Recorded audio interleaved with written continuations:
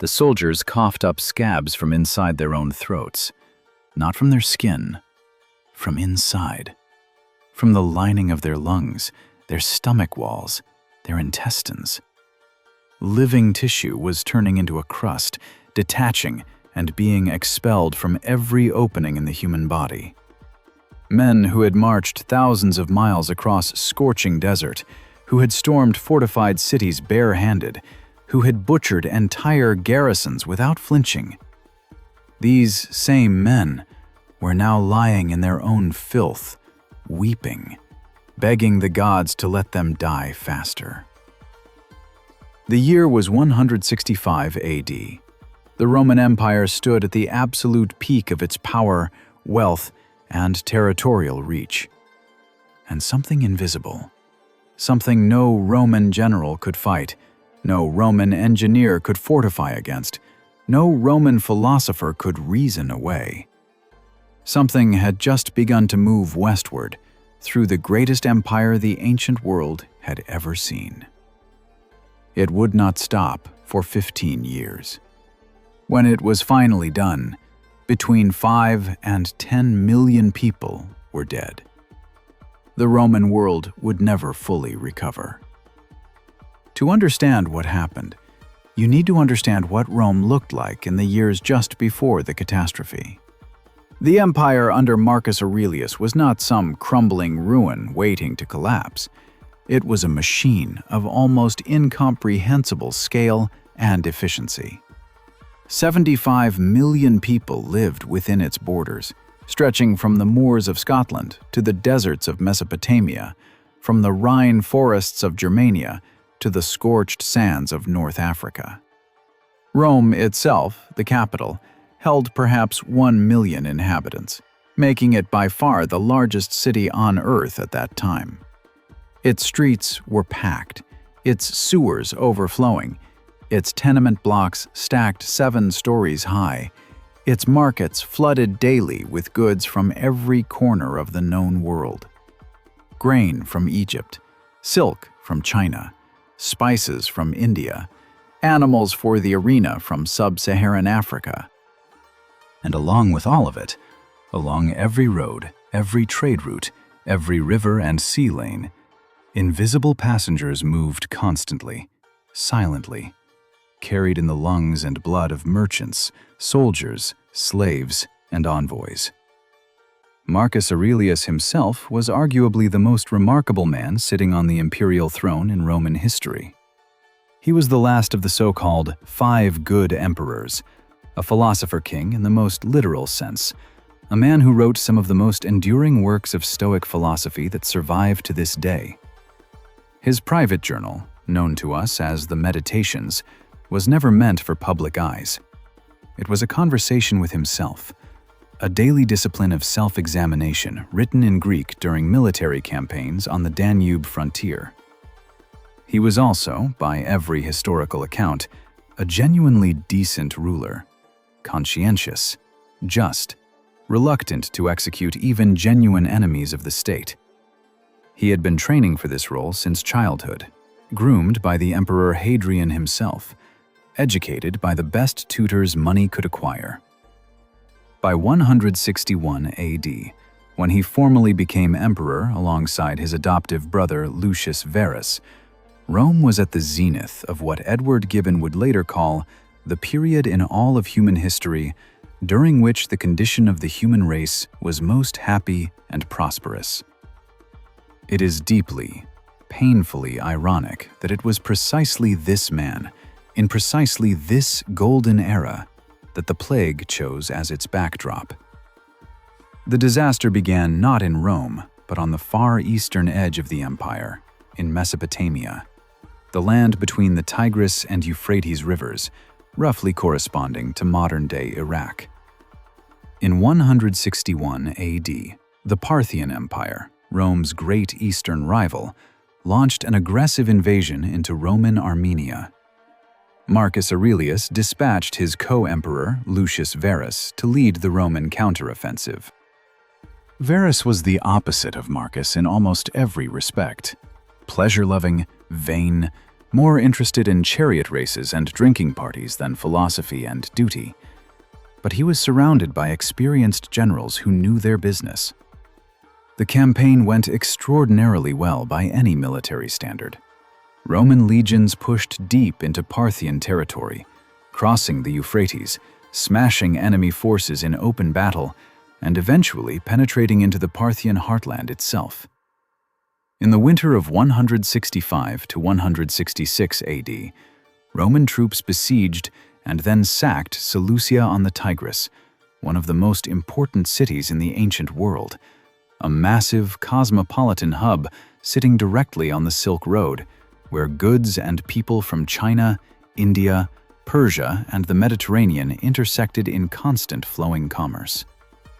Here, the ancient sources offer us two legends about what happened next, and both are worth telling, not because they are literally true, but because they reveal how the Romans themselves understood the catastrophe that was about to engulf them. In the first legend, Lucius Verus himself, the co-emperor, the general commanding the campaign, opened a sealed tomb inside the city of Seleucia during the looting. The tomb had been closed and forgotten. When Verus pried it open, a pestilential vapor escaped from inside, spreading invisibly into the army gathered around him. In the second, and perhaps more vivid legend, a Roman soldier broke open a golden casket he found inside the great temple of Apollo in Babylon. From inside the casket, according to Dio Cassius, a plague-infested vapor poured out like smoke, a punishment from Apollo himself for the desecration of his sanctuary. Both Lucius Verus and Marcus Aurelius, in their official statements, attributed the outbreak to sacrilege, the violation of a divine oath, the breaking of a promise made to the gods not to pillage the city. Other Romans pointed fingers at the Christians, arguing that their refusal to sacrifice to the Roman gods had provoked divine wrath. Nobody in 166 AD understood that the real vessel carrying death was not a golden casket or a sealed tomb. It was the lungs of the soldiers marching home. What actually happened, as modern researchers have reconstructed it, is both more prosaic and more terrifying than any legend. The disease almost certainly originated much further east, in China, traveling westward along the Silk Road in the bodies of merchants and travelers long before any Roman soldier ever set foot in Mesopotamia. Historians have noted that the Eastern Han dynasty of China was experiencing its own catastrophic series of epidemics during precisely this same period. Outbreaks recorded in Chinese sources in 151, 161, 171, 173, 179, 182, and 185 AD. Some scholars believe these Eastern plagues and the Roman Antonine Plague were the same disease, or closely related strains, spreading simultaneously across the two ends of the Eurasian landmass. In 166 AD, a Roman delegation arrived at the court of the Han Emperor, the first direct diplomatic contact between Rome and China ever recorded. The timing is almost too perfect to be coincidental. A disease was moving in both directions along the arteries of ancient world trade. Seleucia was a perfect mixing vessel, a city of hundreds of thousands sitting at the confluence of the Silk Road's western terminus and the Roman military supply network.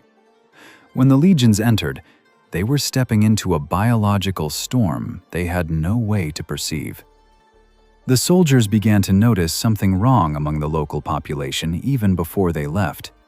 Accounts survive of plague among Seleucian civilians during the Roman occupation. And then the legions turned around and marched home. Tens of thousands of men, moving in dense formations along the empire's magnificent road network, stopping at military camps and supply depots, sleeping crowded together in barracks, sharing water from communal fountains, breathing the same air in the same tents night after night. The disease moved with them, and the roads that made Rome great the roads that connected every corner of the empire in a web of commerce and military efficiency, became the perfect highway for catastrophe. The first documented case of the plague outside Mesopotamia appeared not in Rome, but in Smyrna, on the western coast of modern Turkey, in 165 AD, slightly before the Seleucia siege itself, which suggests the disease may have been circulating through Anatolia via trade routes even before the military campaign. The victim was a famous Greek orator named Aelius Aristides, who nearly died from it and later left vivid accounts of his suffering. From Anatolia, the plague spread to Egypt, where papyrus documents from the Nile Delta describe villages being devastated, farmland abandoned, tax revenues collapsing, entire communities vanishing from the records. The town of Soknopionesos in the Fayum oasis was apparently abandoned so hastily in the years following the epidemic that archaeologists found it essentially frozen in time, as if the inhabitants simply walked away overnight and never came back. By 166 AD, the plague had reached Rome itself. And this is where the physician Galen enters the story. The single most important eyewitness we have to what the Antonine Plague actually looked like, what it actually did to the human body. Galen was the most celebrated doctor of his era, perhaps of the entire ancient world, a Greek-born physician from Pergamum who had trained at the famous temple of Asclepius and worked his way up through treating gladiators, which gave him an extraordinary practical knowledge of wounds, anatomy, and trauma, before being summoned to Rome by the emperors themselves. He was extraordinarily talented, extraordinarily arrogant, and extraordinarily prolific. His surviving writings fill 20 volumes. When the plague arrived in Rome in 166, Galen was there. He watched it move through the city. He treated patients. He took notes. Then he left. His critics, and he had many, noted acidly that his sudden departure from Rome in 166 coincided precisely with the outbreak's peak. Galen himself claimed he was driven away by the professional jealousy of Rome's other physicians. Historians have suggested, rather less charitably, that the greatest doctor of the ancient world simply panicked and ran. He spent 2 years back in his hometown of Pergamum before being summoned back by Marcus Aurelius himself in 168. And it is from this second period, when he witnessed an outbreak among Roman troops stationed at Aquileia in the winter of 168 to 169, that his most detailed clinical observations come. What Galen described, scattered across multiple works without ever dedicating a single complete treatise to the plague, was this: fever, diarrhea, vomiting, a raging thirst, inflammation of the throat and pharynx so severe the patient could barely swallow, violent coughing. And then, on approximately the 9th day of illness, a rash. Skin eruptions covering the entire body, sometimes dry, sometimes forming fluid-filled pustules, sometimes black, coagulating and hardening into scabs. For the worst cases, these pustules formed not just on the skin, but internally, and those patients would cough up the scabs, or expel them with their vomit, or pass them in their stool. The human body, in the most severe cases, was quite literally sloughing itself from the inside out. Patients typically suffered for 2 to 3 weeks before either recovering or dying. The mortality rate, by scholarly consensus, ran somewhere around 25% of those infected. 1 in 4. The Roman Empire had no concept of germ theory, no understanding of viruses, bacteria, or contagion in any modern sense. Physicians like Galen operated within a framework inherited from Hippocrates, the theory of the 4 humors. The idea that disease arose from imbalances of blood, phlegm, yellow bile, and black bile, correctable through diet, rest, bloodletting, and various herbal preparations.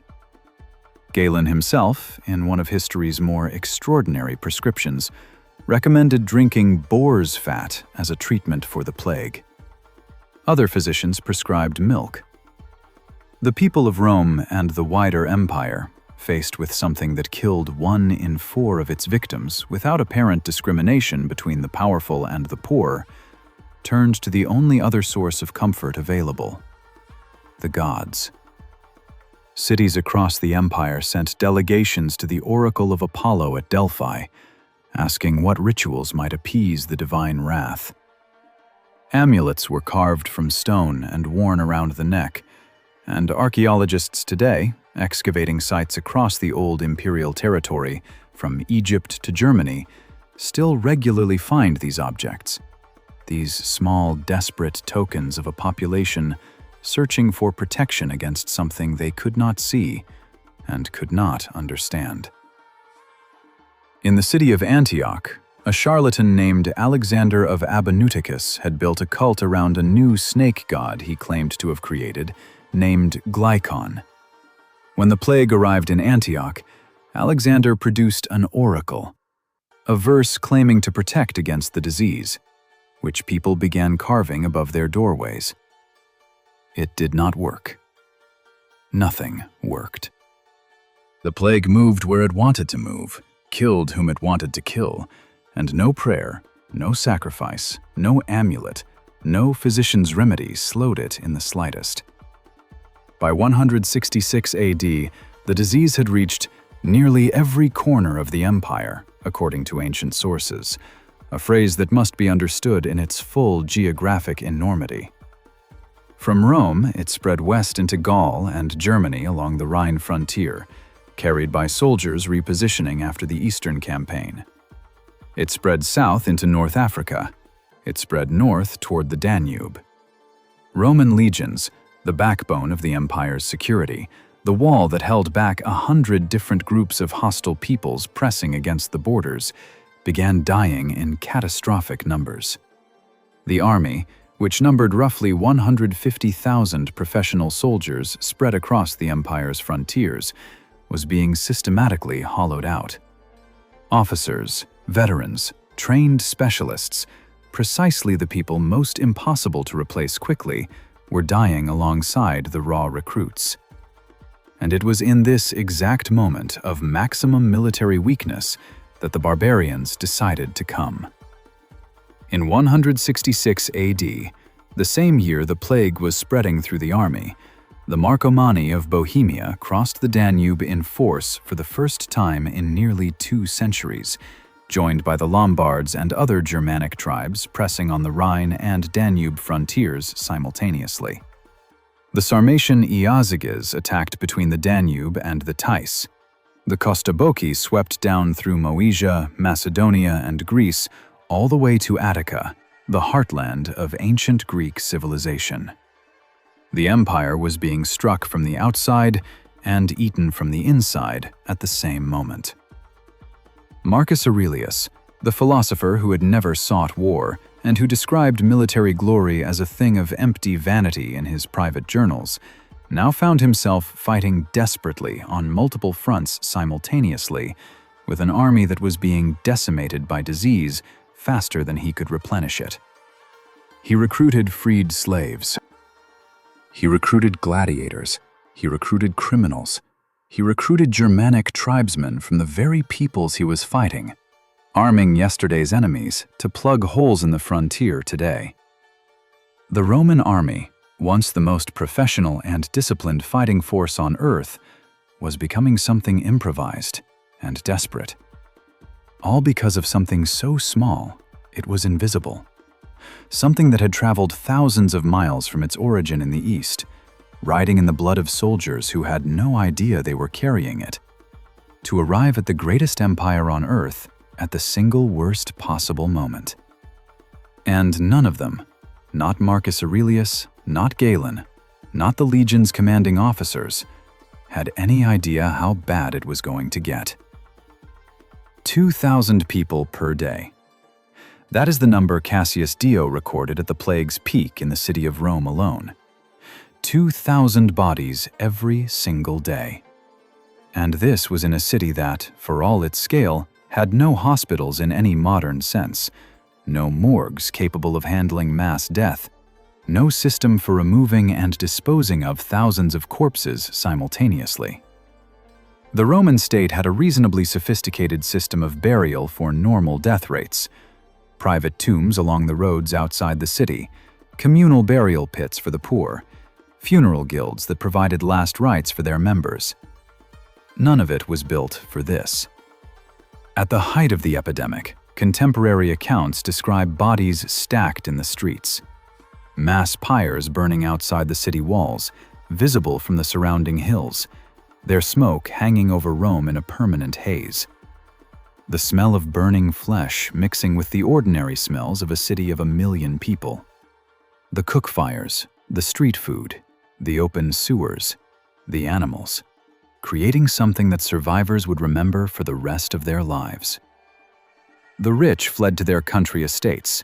The senators abandoned the city. The philosophical emperor stayed. Marcus Aurelius did not leave Rome. This is one of the most remarkable and underappreciated facts about his reign, that while the aristocracy emptied out of the capital and retreated to the relative safety of country villas, Marcus remained, oversaw relief efforts, consulted with Galen and other physicians, managed the logistics of burial, and continued to discharge the daily administrative duties of running the world's largest empire. Cassius Dio records that Marcus personally oversaw the organization of emergency responses. He arranged for the dead to be collected and removed. He allocated funds the imperial treasury was already struggling to maintain, for public relief. He prayed publicly at the temples, and at night, in whatever hours remained, he wrote. The Meditations, his private philosophical journal, never intended for any reader but himself, were composed largely during this period, many of them written on campaign along the Danube while the plague was at its worst. His words from this time have a quality of someone who has looked at mass death directly and refused to be broken by it. In one passage, he wrote that the pestilence around him was less deadly than falsehood, evil behavior, and lack of true understanding. He was not being callous, he was being stoic in the truest sense, insisting that the only things genuinely within human control are the choices of the rational mind, and that external catastrophes, however enormous, cannot take from a person the one thing worth having: integrity of character. It is hard to read those words today without feeling the weight of what he was actually living through when he wrote them. He was not some ivory tower philosopher speculating abstractly about death and impermanence.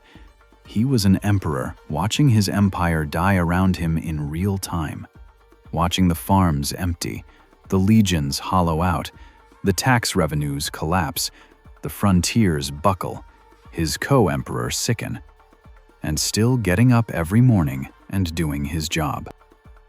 Whether you admire that or find it slightly terrifying, probably says something about you. Lucius Verus died in 169 AD.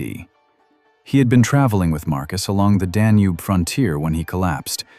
Ancient sources describe him suffering a sudden seizure of some kind while inside a carriage. He died within 3 days. The official cause was recorded as a stroke, but every historian of the period notes the obvious. The symptoms and timing are entirely consistent with the plague that was slaughtering everyone around him. Lucius Verus was 38 years old. He was shallow, self-indulgent, and historically rather forgettable as a co-ruler. But his death matters enormously, because it left Marcus Aurelius as sole emperor at the worst possible moment. Just as the Marcomannic Wars on the Danube were reaching a critical phase, and the plague was simultaneously consuming what was left of the army he needed to fight them. Marcus could not afford to grieve. He buried his brother emperor, delivered the eulogy, organized the deification ceremony, and went back to war. What was happening to the Roman army during these years is worth examining in some detail, because it represents one of the most catastrophic military collapses in Roman history. one that has been almost entirely overshadowed in popular memory by the more dramatic-sounding stories of barbarian invasions and political chaos. The Roman legionary system was built on something that took years to produce: a trained, disciplined, professional soldier who knew his unit, his officers, his equipment, and the standard battle tactics deeply enough that he could execute complex maneuvers under the pressure of combat. You cannot replace that in a season. You cannot take a freed slave or a captured Germanic tribesman and turn him into a Roman legionary in 6 months. Yet that is exactly what Marcus was forced to do, repeatedly, for over a decade, as the plague methodically killed off the empire's trained military manpower faster than the training pipeline could refill it. Ancient chronicles describe the Roman army as being reduced almost to extinction at points during the Marcomannic Wars. This is almost certainly rhetorical exaggeration. Roman armies were still functioning and fighting effectively, but the underlying reality it points to is genuine. The legions fighting on the Danube in 170 AD were not the same legions that had conquered Mesopotamia in 165. They were patchwork forces, filled with men who had no business carrying a Roman standard, commanded by officers desperately trying to impose discipline on recruits who barely understood Latin. The Germanic tribes pressing against the Danube knew it. The Marcomanni and their allies had been watching Rome for generations, watching its military rhythms, its patterns of reinforcement and redeployment. And what they saw in 166, 167, and 168 was something they had not seen before. A Roman frontier that was soft, that was not reinforcing itself properly, that seemed to be shrinking from the inside. The crossing of 166 was not a tentative raid. It was a mass migration of armed peoples who had decided, collectively, that the moment had come. They pushed deep into Roman territory, not just raiding across the frontier and retreating, as barbarian groups typically did when met with Roman military response, but penetrating all the way into northern Italy itself, reaching and briefly besieging Aquileia, a major city at the head of the Adriatic. The last time a hostile force had penetrated into Italy was Hannibal, 3.5 centuries earlier. The psychological shock in Rome was enormous. Italy, the sacred core of the empire, the inviolable homeland, had been violated. And Marcus Aurelius was simultaneously fighting a war on the frontier, managing a plague killing 2,000 people a day in his capital city, and somehow keeping the administrative machinery of a 75 million-person empire functioning. The economic consequences of the plague were staggering and have probably received less attention than they deserve from popular history. Roman imperial finances depended heavily on agricultural production: grain from Egypt and North Africa, wine and olive oil from Spain and southern Gaul, various luxury crops from different provinces, and the plague was destroying the agricultural labor force with particular ferocity. Roman farms were worked primarily by slaves and free tenant farmers, both of whom died in enormous numbers. Across Egypt, papyrus documents from the period show tax revenues collapsing, villages reporting that a third or half of their adult working population had died or fled, fields lying untilled because there was nobody left to work them. One Egyptian papyrus, known as the Timuis papyrus, contains a census documenting the devastating depopulation of the Nile Delta villages. Archaeologists working at the abandoned settlement of Sokna Payu Nessos in the Fayum Oasis found a site that was essentially frozen at the moment of its abandonment in the late 2nd century. Pottery still on shelves, tools still in workshops, as if the entire population simply got up one morning and never came back. The same story repeated across the empire in different forms. In Asia Minor, cities that had been thriving centers of commerce for centuries began reporting that they could not fill their civic magistracies. There simply weren't enough surviving members of the local elite class to occupy the required offices. Town councils that needed a minimum number of members to conduct legal business could not meet quorum. Community organizations, the local guilds, the religious brotherhoods, the burial clubs, collapsed for lack of members. The plague did not just kill individuals, it killed the social infrastructure through which Roman provincial life organized itself. And that infrastructure was extraordinarily difficult to rebuild. It had taken generations to develop. It could not be replaced in years. Marcus Aurelius, faced with an imperial treasury hemorrhaging money in every direction simultaneously, military recruitment and equipment, emergency grain imports to replace collapsed agricultural production, burial costs, construction of fortifications on the suddenly threatened Danube frontier, took a step that Roman emperors almost never took. He held a public auction of imperial property. He opened the palace storerooms and put imperial furniture, jeweled vessels, silk robes, artworks, golden statues, and luxury objects accumulated by generations of emperors up for public sale. He did this not as a gesture, but as a genuine financial measure, converting imperial luxury into liquid funds to pay for the war and the relief effort. It was an extraordinary act, simultaneously practical and symbolic, a deliberate demonstration that the empire's survival mattered more than the emperor's trappings of power. And it still wasn't enough. The wars on the Danube would ultimately cost the empire vast sums that it never fully recovered financially, and historians have traced the inflation and currency debasement of the late 2nd and 3rd centuries partly to the fiscal strain first imposed by the plague years. The religious landscape of Rome changed profoundly during this period, in ways whose consequences would echo for centuries. Roman religion was fundamentally transactional. You honored the gods with the appropriate sacrifices and rituals, and the gods in return guaranteed the prosperity and safety of Rome. The plague broke this contract in a way that Roman religion had no good theological framework to explain. Why were the gods allowing this? Why were the proper rites, performed by the proper priests in the proper manner, producing no protection whatsoever? The traditional answer, that the Christians had angered the gods, that their refusal to sacrifice was poisoning the divine relationship, gained enormous traction during the plague years, and the persecution of Christian communities intensified in this period, though Marcus Aurelius himself does not appear to have personally directed or endorsed mass anti-Christian violence. But the deeper crisis was not anti-Christian persecution. It was the growing suspicion, spreading through the population, that the traditional gods simply were not listening, or could not help, or did not care.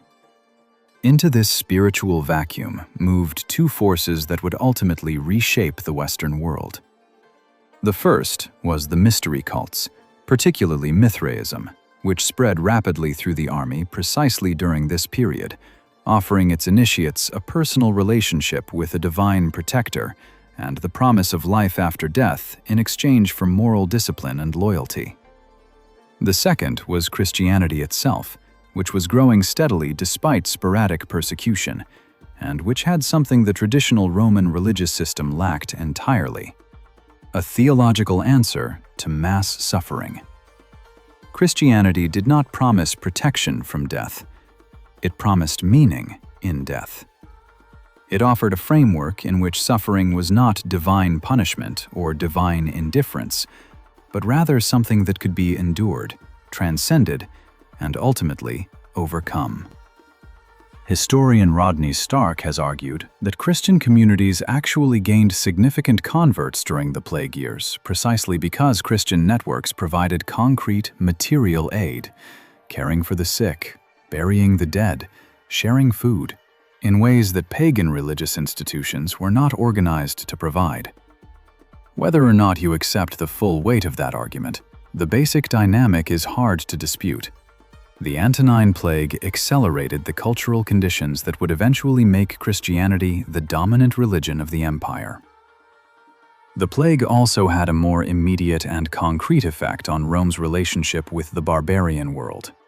Marcus Aurelius, unable to field enough Roman citizen soldiers to defend all his frontiers simultaneously, began the large-scale practice of settling Germanic and other barbarian groups inside Roman territory in exchange for military service. This was not entirely new. There were precedents, but the scale at which Marcus did it was unprecedented. Entire Germanic tribes were settled in Dacia, Pannonia, Germany, and even northern Italy, given Roman land in exchange for providing soldiers to the Roman army. They kept their own customs, their own languages, their own tribal leadership structures. They were inside the empire, but not fully Roman. At the time, it solved an immediate military problem. Over the longer arc of history, it planted something inside the empire that future generations would find impossible to manage. Large populations of armed, organized, culturally distinct groups whose loyalty was to their tribal leaders first and to Rome only secondarily. The historians who point to the Antonine Plague as the true starting point of Rome's decline are pointing in part to this: the moment when Rome began substituting barbarian manpower for Roman manpower, a substitution that would prove irreversible. The great German historian Barthold Georg Niebuhr, writing in the early 19th century, said something that still echoes through the scholarship. The ancient world never recovered from the blow inflicted on it by the plague which visited it in the reign of Marcus Aurelius. He was right. Not because the plague physically destroyed Rome's capacity to function. The empire would survive for another 3 centuries in the west and over 1,000 years in the east, but because it changed the fundamental nature of the institution: its army, its economy, its religion, its demographics, its relationship with the peoples beyond its borders. Rome, after 180 AD, was a different organism than Rome before 165. Stronger in some ways, more resilient, harder, more accustomed to crisis, but permanently altered. Permanently smaller in some deep structural sense. The population of the empire peaked at approximately the moment the plague began, and thereafter declined. Population is the foundation on which everything else rests: armies, tax revenues, agricultural production, urban commerce, cultural vitality. When the foundation begins to erode, everything built on it eventually follows.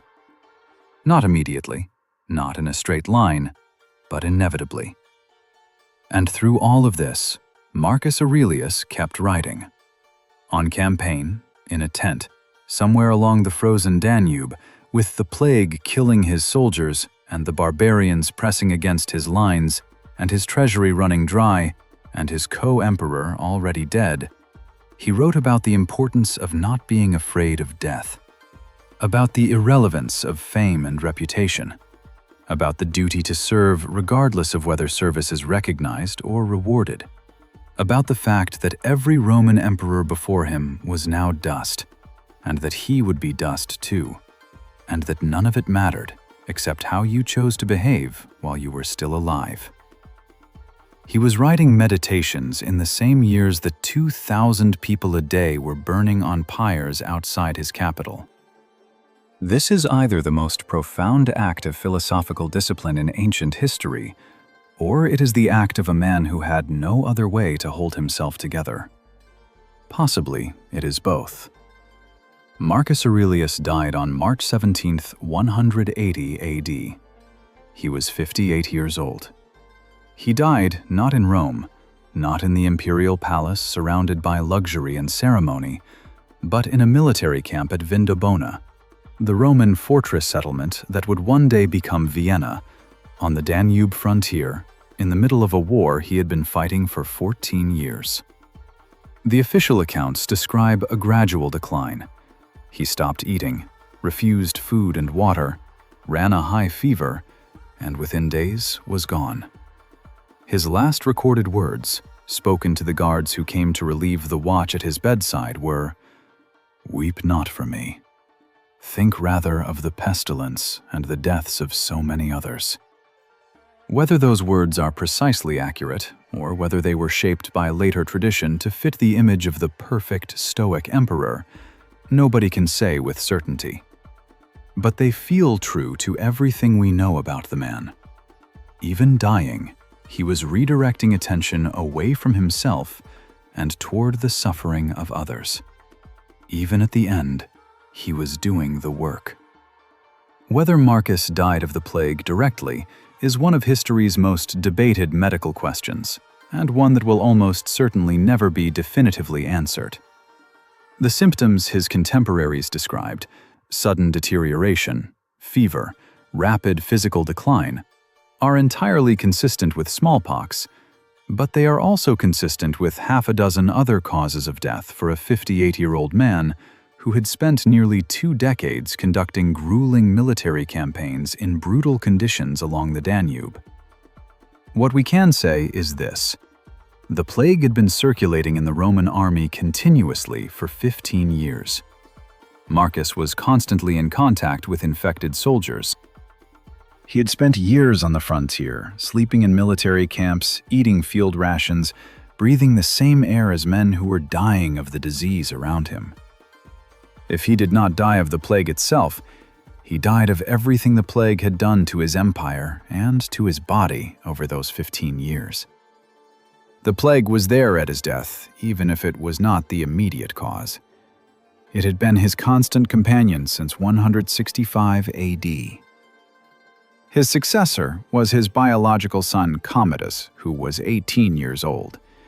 This was the first time in nearly a century that the Roman throne had passed from father to biological son, rather than being granted to an adopted heir chosen for merit and competence.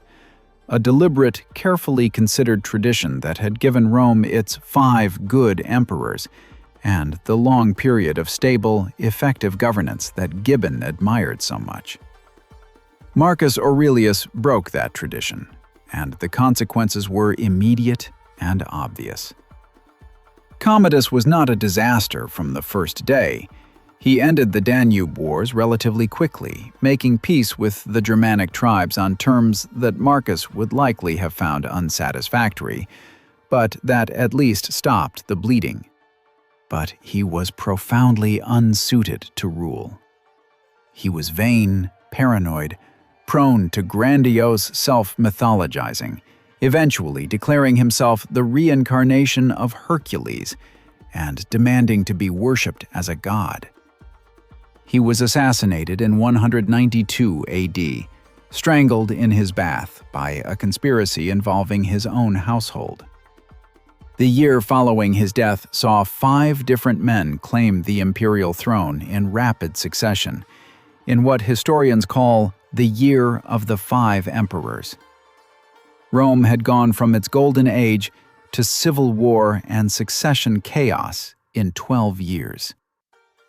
The plague had not caused all of this, but it had created the conditions in which it became possible, depleted the army that might have enforced stability, hollowed out the aristocracy that might have moderated political extremes, drained the treasury that might have bought loyalty, and left Marcus himself governing for 15 years from a military camp rather than from Rome, which meant Commodus grew up without the mentoring and oversight a father emperor in residence might have provided. The plague itself did not end neatly with Marcus's death. A second major outbreak hit Rome in 189 AD, during Commodus's reign. Cassius Dio records that at its peak during this recurrence, 3,000 people per day were dying in the city, a figure even more staggering than the 2,000 per day recorded during the first wave. Whether this was a genuine recurrence of the same disease or a related but distinct outbreak remains unclear. What is clear is that the Roman population never had time to fully recover between waves. Each outbreak struck a population already weakened by the previous one. Fewer people to grow food, fewer soldiers to defend frontiers, fewer tax revenues to fund emergency responses. The compounding effect of repeated epidemic waves on a population with no immune memory of the disease and no medical tools to fight it was catastrophic in a way that is difficult to fully model, but easy to intuit. You do not recover from losing 1 in 4 of your population, rebuilding over 20 years, and then losing another significant fraction before the rebuilding is even finished. Galen, Rome's greatest physician, who had fled the plague in 166 and returned under imperial summons in 168, survived the epidemic that killed Marcus Aurelius, and lived until approximately 216 AD, making him one of the most extraordinary witnesses in ancient history. A man who had personally observed the plague from its earliest days in Rome through its multiple recurrences across 5 decades. His surviving writings on the epidemic remain the primary source through which modern scholars have attempted to identify the disease. The description he left, the 9-day prodrome, the black pustular rash covering the entire body, the internal lesions producing expectorated scabs, the high fever, the gastrointestinal symptoms, aligns most closely with smallpox, particularly the hemorrhagic form, which is the most lethal variant. Multiple peer-reviewed analyses published in medical and historical journals have concluded that smallpox is the most probable diagnosis, supported by the 25% mortality rate and the pattern of long-lasting immunity in survivors. Yet here, the story becomes genuinely complicated, because recent genetic work has raised serious questions about this identification. Analysis of ancient DNA samples from medieval European sites has suggested that the most severe form of smallpox, the variola major strain, responsible for the worst historical mortality, may not have circulated widely in Europe until considerably later, perhaps not until the early medieval period. If true, this means the Antonine Plague might have been an earlier, different strain of variola, or possibly an entirely separate disease, measles being the main alternative candidate, though molecular estimates place the divergence of measles virus from its ancestor at somewhere around 1000 AD, which would seem to rule it out for 165 AD. Some researchers have proposed that the Antonine Plague might represent an early and particularly virulent form of smallpox that subsequently evolved into something both more widespread and somewhat less immediately lethal. The paradox of successful pathogens that spread better when they don't kill their hosts quite so quickly. The honest scholarly answer is that we do not have genetic material from Antonine Plague victims. We cannot run the PCR tests that would settle the question definitively. Galen's descriptions are detailed enough to be suggestive, but not detailed enough to be conclusive. The disease that broke Rome's golden age remains, at its biological core, unidentified. And that uncertainty, that gap in our knowledge, is itself a kind of testament to how completely the ancient world was destroyed by what followed. The question that historians have argued over most fiercely is the simplest and most important one. Did the Antonine Plague actually cause the fall of Rome? The 19th century German scholar Barthold Georg Niebuhr said the ancient world never recovered. The 20th century historian Kyle Harper, whose 2017 book The Fate of Rome made the case most comprehensively, argued that the Antonine Plague was the first of 3 devastating pandemics, followed by the Plague of Cyprian in 249 to 262 AD, and the Justinian Plague of 541 AD, that together collapsed the demographic, economic, and military foundations on which the empire rested. Harper's argument is not that the plague alone caused Rome's fall. It is that without the plague, without the demographic shock, the military crisis, the economic collapse, the religious transformation, the forced settlement of barbarian groups inside Roman territory, the other factors that historians traditionally cite as causes of Rome's decline would not have been sufficient.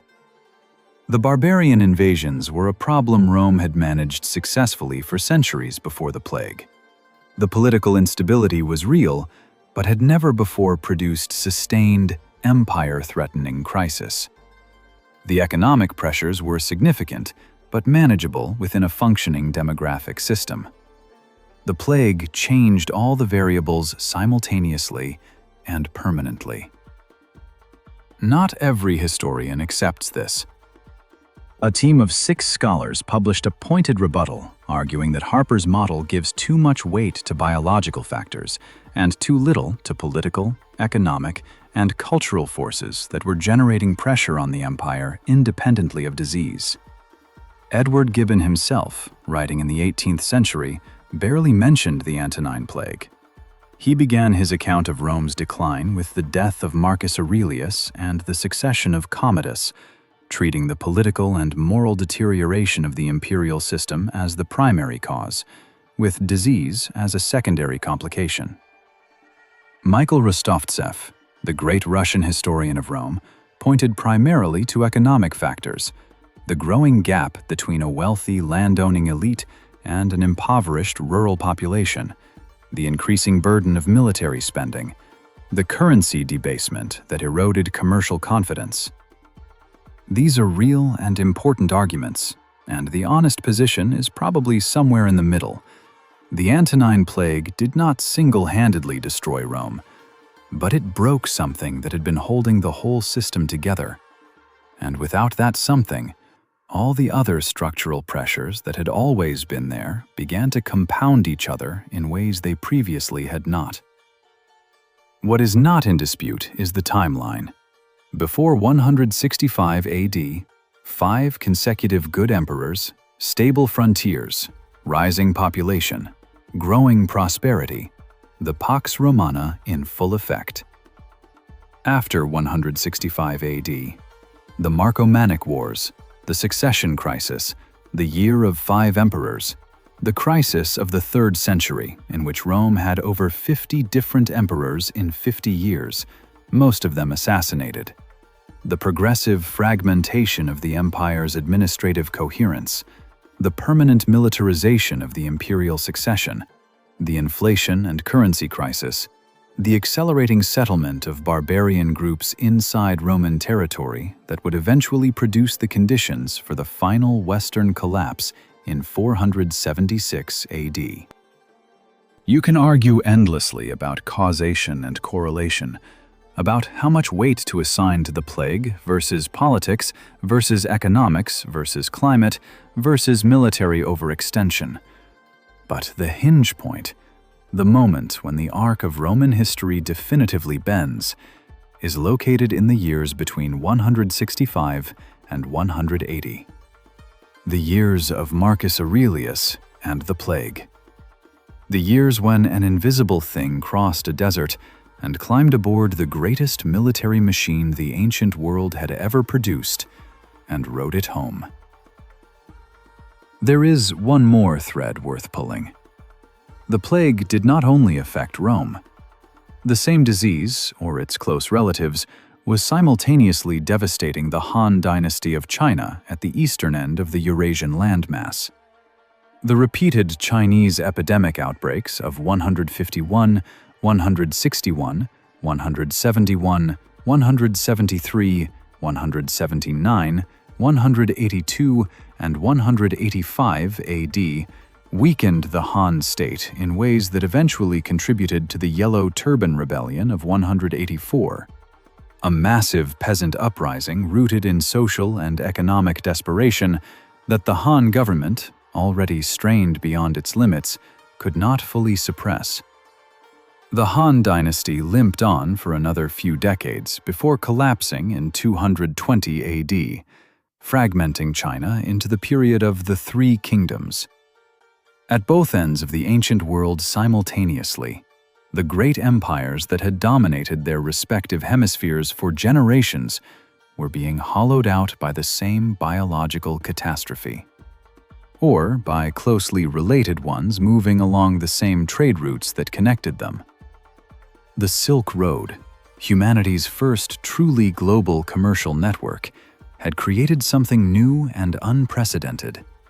The conditions for a pandemic that could strike two civilizations simultaneously, thousands of miles apart, connected by nothing more than the movement of traders, and soldiers and diplomats, carrying goods and germs, and in one case, in 166 AD, a Roman delegation making the first direct contact between Rome and Han China that history records. The Antonine Plague killed somewhere between 5 and 10 million people over 15 years.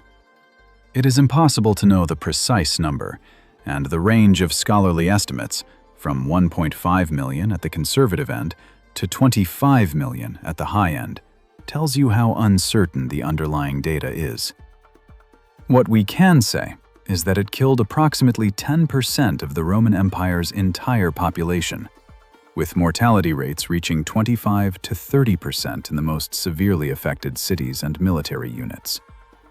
It struck a population that had zero prior immunity, meaning the virus, whatever it was, encountered human immune systems that had never been exposed to anything like it, producing the explosive mortality that characterizes first-contact epidemics throughout history. It killed an emperor, or something very much like one. It killed the co-emperor definitively. It killed the 5 good emperors tradition as surely as if it had assassinated Marcus Aurelius's judgment in his final years. It recruited gladiators and criminals into the Roman army. It settled Germanic tribes inside Italy. It accelerated the rise of Christianity. It broke the Pax Romana. It did all of this without a general, without a strategy, without an army, without a weapon that any Roman could see or touch or fight. It was just a piece of biological information, encoded in a protein shell too small to be visible to the naked eye, moving through the exhalations of sick human beings, crossing the ancient world on the same roads and ships that carried silk and gold and grain. Marcus Aurelius, dying in his military tent on the Danube, told the people around him not to weep for him, but to think of the pestilence and the deaths of so many others. He had watched those deaths for 15 years. He had governed through them, philosophized through them, fought wars through them, written his most enduring words in the middle of them. His Meditations, the private journal of a man trying to hold himself together while his world fell apart, would survive the collapse of everything he was trying to protect and go on to be read 2,000 years later as one of the foundational texts of Western philosophy. The empire he gave his life to defend would stagger on for centuries, increasingly unrecognizable, before finally going dark in the West in 476 AD. The disease that set all of this in motion vanished from historical record without ever being conclusively identified. Its victims have no graves we can find, no DNA we can sequence, no names most of us will ever know. They were the Roman farmer in Egypt who stopped paying taxes because there was nobody left alive to farm the land. The legionary on the Rhine who coughed up a scab from his own lungs and died 3 days later. The senator's wife in Rome who burned with fever for 9 days and then broke out in black pustules from her scalp to the soles of her feet. The child in a Fayum oasis village whose entire community simply walked away one morning and never returned. 2,000 people per day, every single day at the peak, for 15 years. That is what it looked like when the ancient world's greatest empire encountered smallpox, or whatever it was, for the very first time. That is what it looks like when a civilization has no immunity and no defense and no understanding of what is killing it. The ancient world never recovered. And one of the most remarkable human beings who ever lived watched it happen from the inside, refused to run, kept doing his job, and wrote about the importance of not being afraid of death, while death counted its Roman thousands, day after day after day, all around him.